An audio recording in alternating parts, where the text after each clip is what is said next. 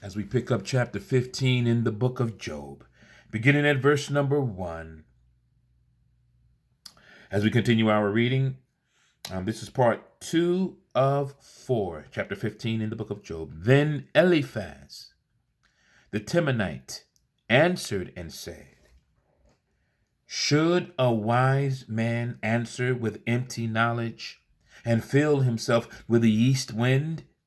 Should he reason with unprofitable talk, or by speeches with which he can do no good? Yes, you cast off fear and restrain prayer before God. I read verse 4 again. Yes, you cast off fear and restrain prayer before God. For your iniquity teaches your mouth, and you choose the tongue of the crafty. Your own mouth condemns you, and not I. Yes, your own lips testify against you. Are you the first man who was born? Or were you made before the hills? Have you heard the counsel of God? Do you limit wisdom to yourself?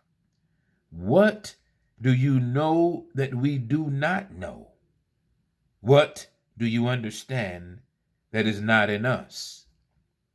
Both the gray-haired and the aged are among us, much older than your father. Are the consolations of God too small for you, and the word spoken gently with you? Why does your heart carry you away?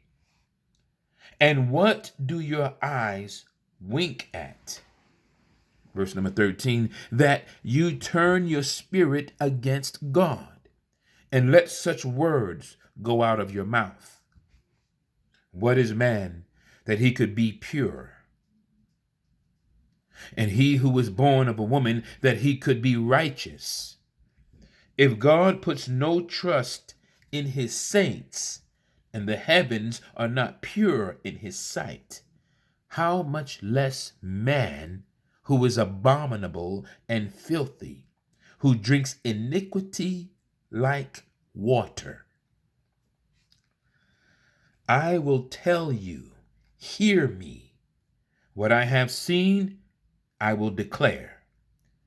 What wise men have told, not hiding anything received from their fathers, to whom alone the land was given, and no alien passed among them.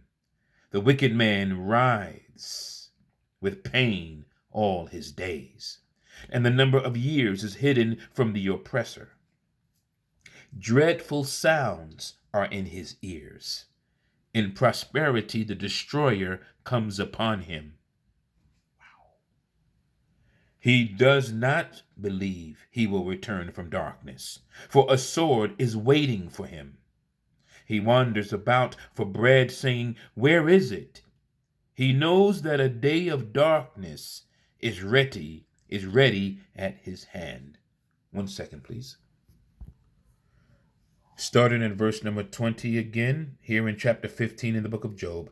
The wicked man writhes with pain all his days, and the number of years is hidden from the oppressor. Dreadful sounds are in his ears. In prosperity, the destroyer comes upon him.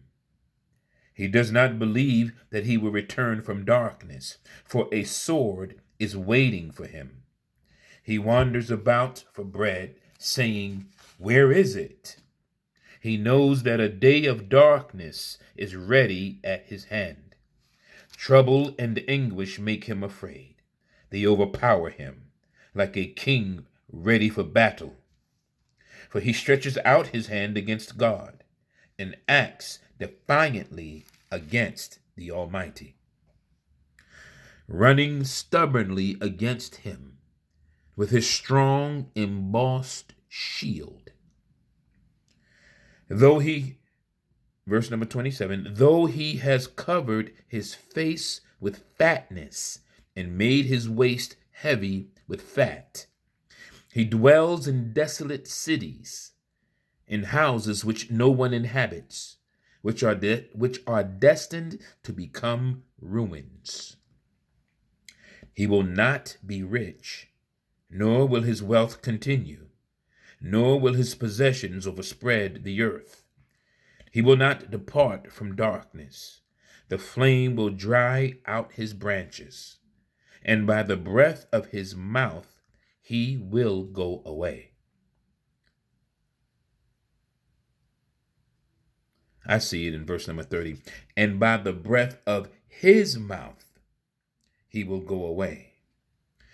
Verse number 31, let him not trust in futile things, deceiving himself, for futility will be his reward.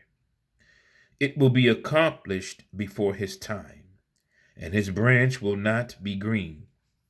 He will shake off his unripe grape like a vine, and cast off his blossom like an olive tree. For the company of hypocrites will be barren, and fire will consume the tents of bribery. They conceive trouble and bring forth futility. Their womb prepares deceit. That was verses 34 and 35, the last two verses of chapter 15 here in the book of Job. And I will read verses 34 and 35 one more time again. For the company of hypocrites will be barren, and fire will consume the tents of bribery. They conceive trouble and bring forth futility. Their womb prepares deceit. That was chapter 15, verses 1 through 35 in the book of Job. That was part 2 of 4. We'll pick it up with part 3 on our next reading. May God bless the reader and hearers of his word. Amen.